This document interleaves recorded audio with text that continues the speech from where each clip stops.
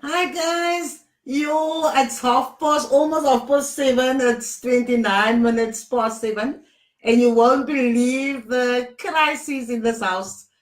Sasha, my daughter went walking and left with my microphone connection. So now I'm doing it on the monitor. So this is the first time. Welcome to all of you. My name is Sharon, and I'm from School Corridor. And I promised that we're going to talk about the role of the SGB in terms of the recruitment and selection. So if you're there, just give me a shout out. Hi, Chandra, I see you. I think the monitor's actually working better. Thanks for joining, Chandra. Let me just start by saying, let me give a shout out to Noel Isaacs, because we were talking, via WhatsApp sometime last night, because I just needed the legal references as well. We don't want you to talk about the role of the SGB and you don't have your legal references. And then, of course, Kay Spears, my colleague, also assisted. So thanks for joining us. Let me just start by saying if you go to the South African Schools Act, you'll see they have the functions of the governing bodies, right? So you go to section 20, and when you get to section 20, subsection J says that the governing body must also recommend to the head of department the appointment of non-educator staff at the school, subject to the Public Service Act. And then, of course, I'm going to have to look for the reference now for the teachers as well. Legally, your SGB has the responsibility to recommend, not to appoint, but to recommend or to nominate either educators for the school or non-educators, right? So that is what you need to understand. So the governing body will only send their preferred nominees to the head of education, the SG, and then the head of education will look at all the facts, and then based on that recommendation, and if it's sound, the HOD may make the appointment. If you read the preface to all the vacancy lists, you'll see there that the WCD has the right not to fill the post. And I think that's important information for your SGB. Let me just speak to the vacancy list. The preface to the vacancy list, you'll see that all the vacancy lists, all the bulletins where the posts are advertised, will have a vacancy list, right? And the vacancy list has a number of instructions that everybody is supposed to read. So your principal, members of staff, the prospective applicants to a post must read the vacancy list, the preface to the vacancy list. And it is the responsibility of the principal to ensure that all educators and non-educators have access to the preface as well. So it's a very good practice for the school to distribute the preface list, the preface, that goes with the vacancy list. You can distribute that via your email, or you can have a hard copy and ensure that all your staff members get it. But it's actually a requirement that all educators, non-educators, all stakeholders, your governing body, everybody must get the preface to the vacancy list. So I'm just going to have a chat. Hi, Sharifa Gabriels. Look, I must get used to, I must look at the camera because I'm on the monitor. Hi, Sharifa, thanks for joining us. Let me just run through just a few key points of the vacancy, the preface that accompanies your vacancy list, right? You'll see right at the beginning, right at the outset, the WCD makes a statement that the WCD is an equal opportunity affirmative action employee, and the intention is to promote representativity. Now, representativity in terms of race, in terms of gender, and in terms of disability. Okay, so your governing body needs to understand that, and then you will get a number of instructions in the vacancy list. So I think the preface is a document, besides the principles being almost mandated in a sense to make sure that everybody gets the preface, I think it's essential that all educators study the preface to a vacancy list, and then make sure that you understand exactly what the issues are or what the context is around your posts. Okay, let me just run through some of them. I've just made a few notes for myself here. First of all, the governing body needs to know the requirements for each post, right? So if applicants apply for the principal's post, you must have 7 years teaching experience. If a teacher's applying for a deputy post, you must have 5 years experience. And as an HOD, if you're making application for an HOD post, you must have at least 3 years teaching experience. That's the minimum requirements. Then in the preface, you'll see that there is information about the competency-based assessments that all HODs, principals, and deputy principals are advised to complete. It is not mandatory, but it is recommended that SGBs take advantage of this tool that was developed just to determine the competencies of the applicants. The competency-based test is not, it's one of the tools that an SGB can use to help them make their final decision. It doesn't have more weight than the other criteria. So we must be very clear on that, right? Just be very clear about that fact, that it's not a requirement, but it is strongly recommended. In fact, when they appoint district officials, the WCD has also implemented the competency-based assessments. So anybody who wants to become an official will also have to undergo, or at least it is recommended that you do the competency-based assessment. Okay, so for those of you who are here watching us, thanks for joining me. I'm experimenting with Facebook Live. Okay, it's the third time around. I'm Sharon, this is School Corridor, and today we're talking about the SGB's role. So at the moment, I'm just discussing the preface that is attached to each of the vacancy lists, right? The other point I think that you need to take note of in the preface is the occupational proficiency elements or conditions that apply when you fill a principal's post or a deputy post, right? The preface is prescriptive in terms of the format that the recruitment and selection process must follow. Okay, so some of the things that are mentioned is that you must have, for example, a presentation. So all candidates that are coming to the interview must do a presentation. There must be an unseen written task. There's another point about, besides the interviews that will take place, the governing body is also requested to do interviews with the referees. Okay, and then I think there's another point going there. What is also important for your governing body is that remember we do online applications now. So there will be an opportunity for the governing body once the process starts, the shortlisting process starts, to then have access to all the applications.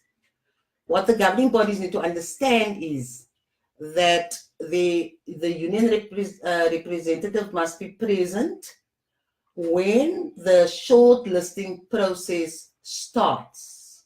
So before those applications are accessed, the governing body should have met and discussed the process that is going to be followed during the interview. So all those shortlisting criteria should have been thrashed out, and there must be a business plan in place. That's quite interesting. So you can't access the applications prior to your deciding, the governing body now deciding what the shortlisting criteria will be. I'm just looking to see, hi Naomi, thanks for joining us. Lovely to have some friends on here as well. So those are the things. The other point I'd like to mention is before you start the selection, the shortlisting process, the governing body must ensure that it is fully constituted. That's critical. There are many disputes because the governing body is not fully constituted. Now, what do we mean by fully constituted? Okay, these are the members that must make up your governing body. You must, for example, have the principal. By her or his official status, the principal is automatically a member of the governing body.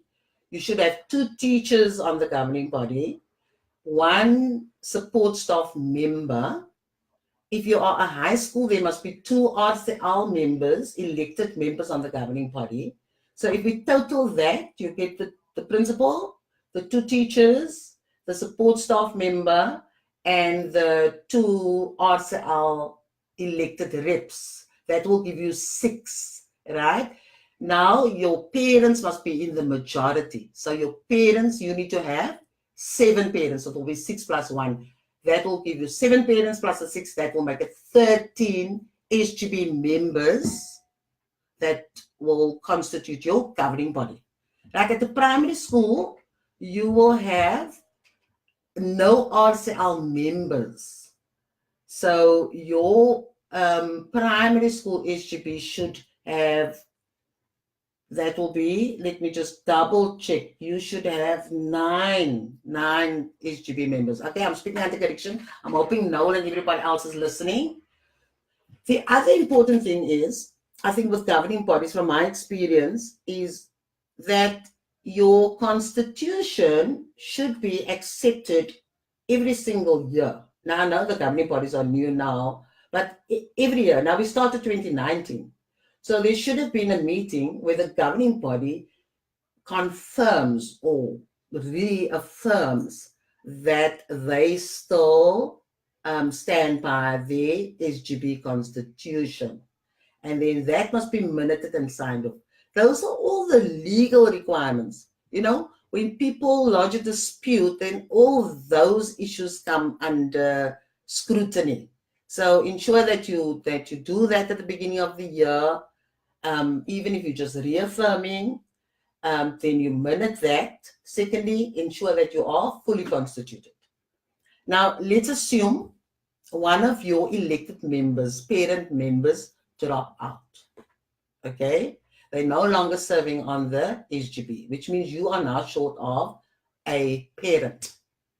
The law allows you to co-opt a parent, nominate a parent to fill that vacancy on your SGB. Okay? And that co-opted member, that parent, can serve on the SGB with full voting rights for 90 days.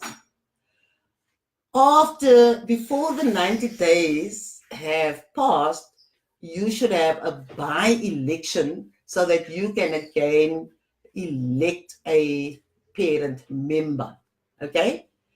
One of my colleagues, when I said, listen, I'm going to talk about the SGB's role, my colleague Rodney said, perhaps you just need to clear up that you can't, if a co-opted member also decides to leave and not be part of the SGB anymore, you can't co-opt another member in that co-opted member's space.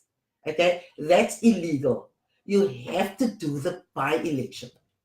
Now, when people lodge disputes, those are possible issues that will come up, and you may have the whole process will then be compromised, and nothing in the process should be compromised. Okay, so those are important issues that you have to. Hi, Brian, nice to have you here as well. I'm probably shouting because I'm right on top of my microphone at the moment.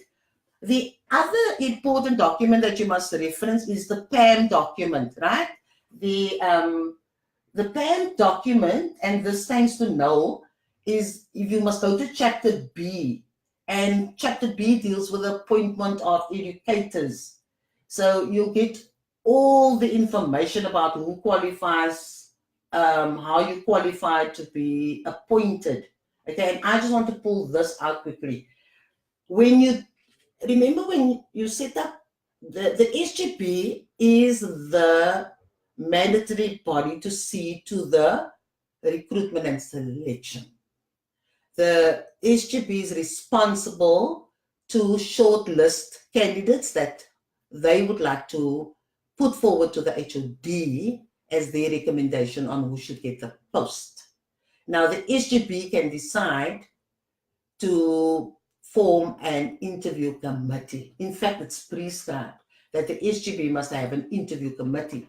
Now, the interview committee can be the entire SGB. Sometimes you find, that was my experience, that the entire SGB wants to be part of the interview committee. It's a bit unwieldy, but that is legal. And so the SGB, when the whole SGB wants to be, when they decide in the meeting that the whole SGB is going to be the interview committee, and it's minuted like that, then that SGB, when they are busy with the process of shortlisting, that SGB is not the SGB.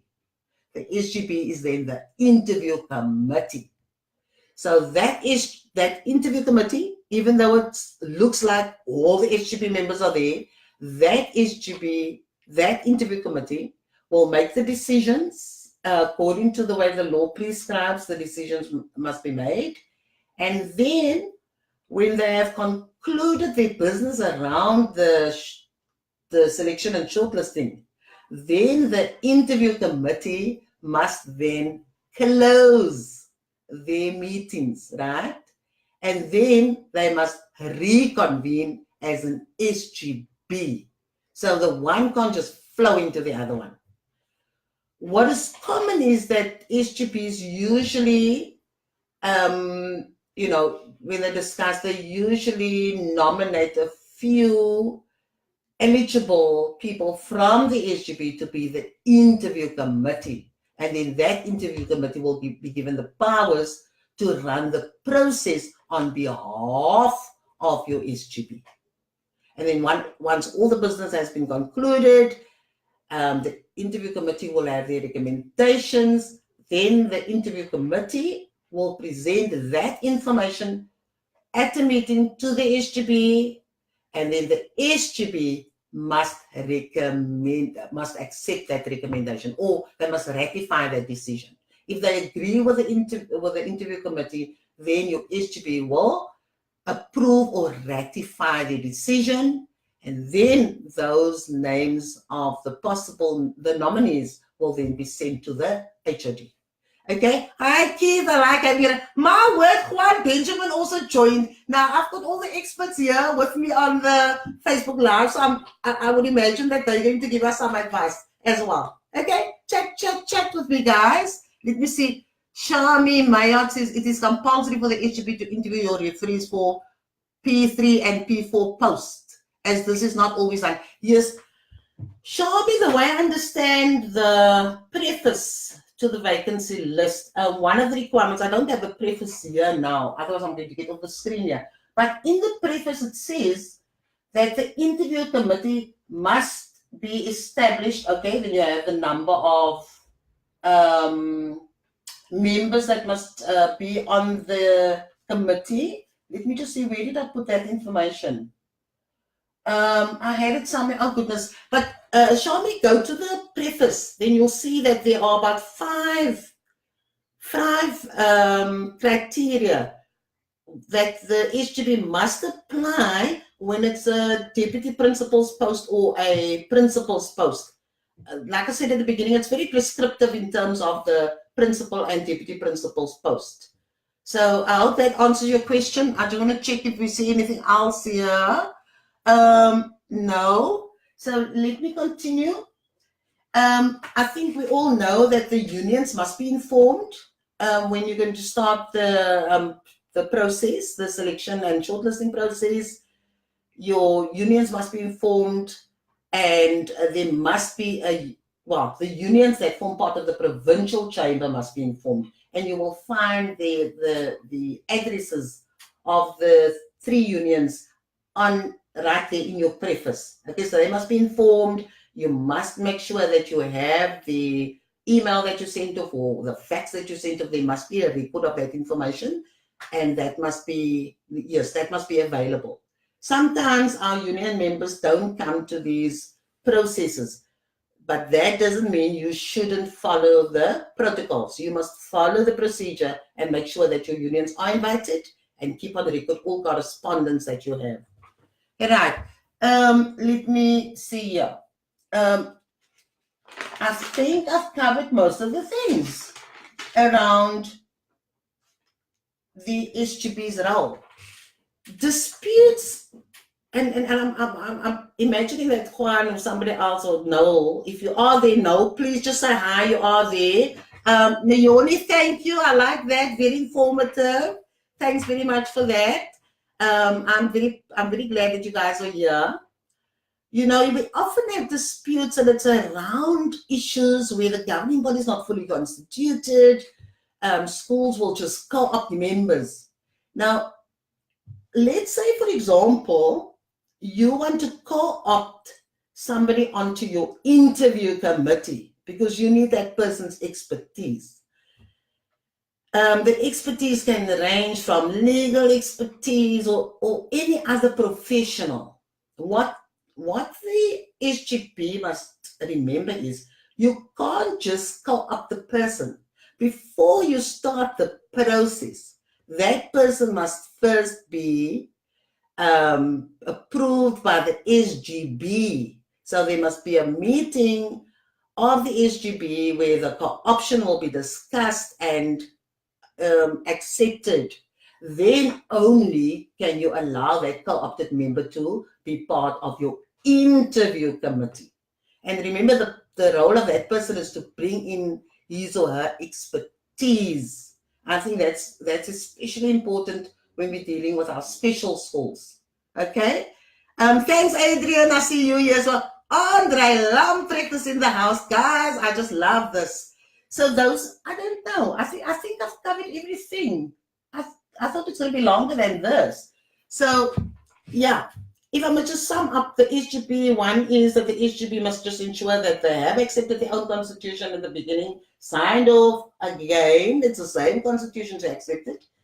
If you are short of an SGB member before you start the recruitment and selection and shortlisting processes, ensure that you do a co-option as per the protocol, and then that person will have full voting rights as well. You cannot co-opt another member in the place of a co-opted member. I think I explained that. The co-opted member will have 90 days to serve on the SGB. After the 90 days, you should have had a by-election to appoint an elected member in that vacancy that you have in your SGB.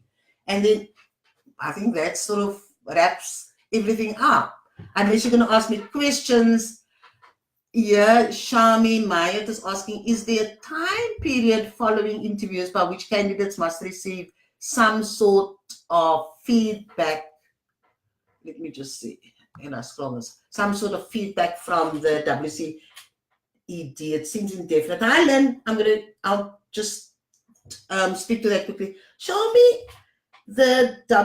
I can't recall reading that in the preface, but the WCED doesn't have a specific time frame. But I would advise you that if there's, if the period is too long, then you may speak to your union and ask your union to make inquiries. Remember, your union is there to serve you, so you can ask the union just to inquire about the post that was advertised and whether the process has been concluded or whatever.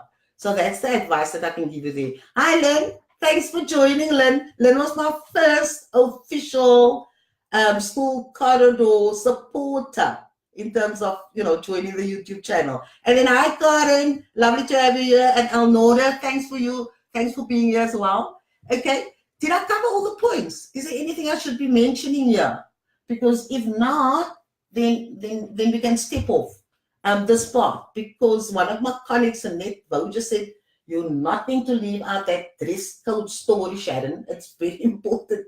But I first wanted to cover the SGB information. Perhaps I should mention at this point that the other critical area that SGBs must be very careful about are the minutes. Your minutes of the shortlisting meetings and your minutes of your interviews.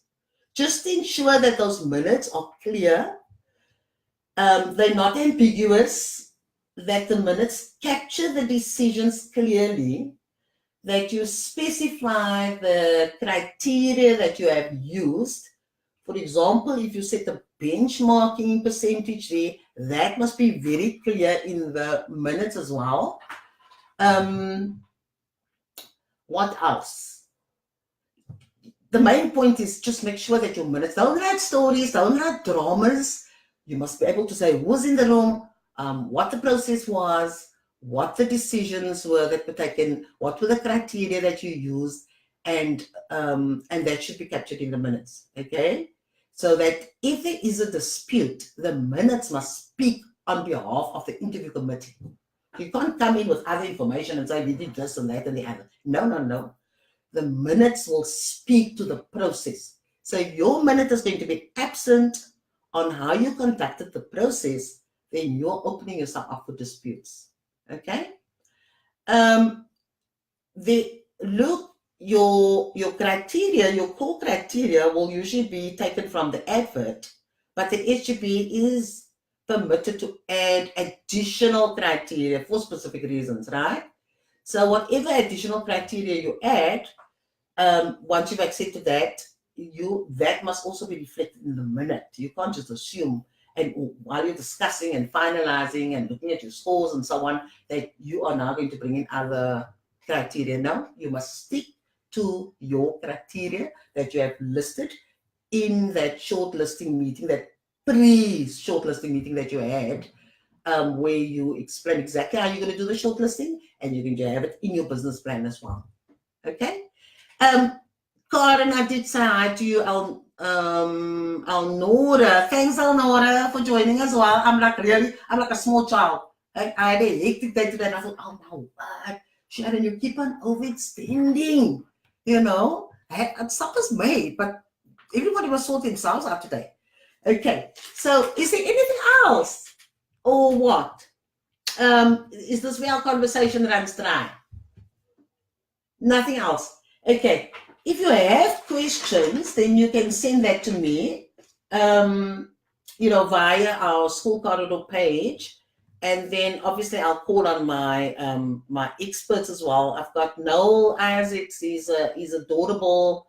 If I have any legal questions, he's my go-to person. The other go-to person that I have is the foreman at Allo High School, Nathan Cottle is the other one. So I also get stuck around the legal issues, then those are the people that I consult with. Okay, so yes, I've covered everything. I said SGB, just make sure that you go through the PAM document, go to section chapter B in the PAM document, and then go to the South African Schools Act, and then you'll get some information there as well on the functions of all governing bodies. That is section 20. And I'm not going to labor that. I think that is sort of all that I can say about the SGBs. Okay? And the idea is to choose the best person. The SGBs must also just be careful that you do not let anybody influence you unduly. That is why the process needs to be protected. The process needs to be fair, and that is why we have the unions in the house. The unions are the observers, right? The unions are a member of the interview committee in terms of their observer status. And if you have the principal there, the principal will operate as not only as a member of the IC, but as somebody that is an observer, but also as a resource person. So if the SGB gets stuck, don't understand something in terms of policy and so forth, then that department, if it's the principal, that person is supposed to offer the guidance so that the SGB doesn't get stuck during the process. Okay? Now, I've worked with governing bodies in the Steenberg, Laminil, Retreat, Ocean View area. I can tell you this. Parents, if we clarify information for them, they are able to make the best decisions. And most parents will tell you, if you ask them what kind of person do you want, and they will be able to tell you without any jargon very clearly what type of person they want for that post in terms of the person's competencies, the person's skills, and the person's knowledge and the person's relationship with people. So parents are, if we help the parents, they are able to make very good decisions. So we need no undue influence from any party just because we carry a status in terms of our profession. Okay? All right. So yeah. So let me stop there because I've got this nagging issue of not knowing when to wrap up. Okay. Let me just touch on the dress code because that is what Sanette asked me. Okay, when we spoke about the interviews. When you go to the interviews, look, you are applying for a professional job. So there is an expectation that you are dressed professionally. So we must ensure you can't wear jeans to an interview. You can't wear you need to look like a professional. You don't have to look like somebody's going to walk on the red carpet, but you need to be dressed professionally. And you need to be well kept. Okay? And for women, don't put on shoes that you know are going to be difficult to walk on. Do a dry run at home with the outfit that you're going to wear for the interview so that you feel comfortable and know that you're not going to worry about whether the dress is going to creep up. Or the guys, make sure that your shirt is big enough so that it, that the shirt sits well on you or your jacket or whatever. Just make sure that you're comfortable and that you're professionally dressed for the interview. Okay? Yeah. So on that note, I think this is where we're going to end the Facebook Live on the SGBs and the dress code. And then if there's anything else, then speak to us on the school corridor. But thanks for joining. I love this. I really do. You guys are helping me build my confidence on Facebook Live. You are helping me to help myself and help you as well. And I'm really enjoying using this medium as well to communicate and help people. So thanks to all of you who joined. Have a super evening, and I'm going to grab some supper now. Cheerio.